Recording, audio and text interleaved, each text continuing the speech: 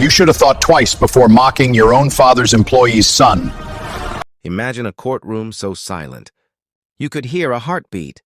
Right after a powerful businessman realized the judge knew his darkest secret. It all began on an ordinary evening at a downtown restaurant in Chicago. Ethan, a humble 25-year-old waiter, was serving tables with his usual smile, despite juggling night shifts to pay for his mother's medicine. That night, a man named Richard Kane, a 50-year-old real estate tycoon, walked in, full of pride and ego. He was known for treating people beneath him like they didn't matter. When Ethan accidentally spilled a drop of water on Richard's table, the billionaire sneered. Typical of people like you, uneducated, clumsy, and desperate for tips. The entire restaurant fell silent. Ethan's face turned red, but he quietly cleaned the spill and walked away. He didn't know that this small moment would soon echo through a courtroom.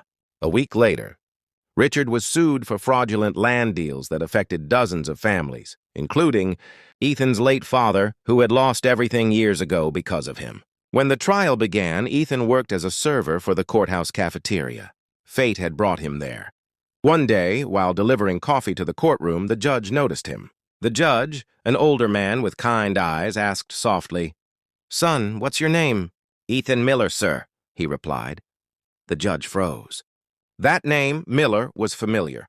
He looked through the case files again and realized Richard Kane's fraud had destroyed the Miller family's land a decade ago. Later, as the courtroom awaited sentencing, the judge turned to Richard and said calmly, "Mr. Kane, I wonder if your arrogance comes from forgetting the pain you've caused. Do you remember a man named Daniel Miller?" Richard's smirk vanished. His hands trembled. "That was years ago," he muttered. "Yes," said the judge, his voice steady. "That man lost his home because of your greed. His son works here, serving coffee to people like you." Gasps filled the room. Ethan stood at the doorway, eyes wide with disbelief. The judge continued, "You mocked a waiter for doing an honest job. But today that same waiter witnesses justice for his father." Richard's shoulders slumped as the gavel struck.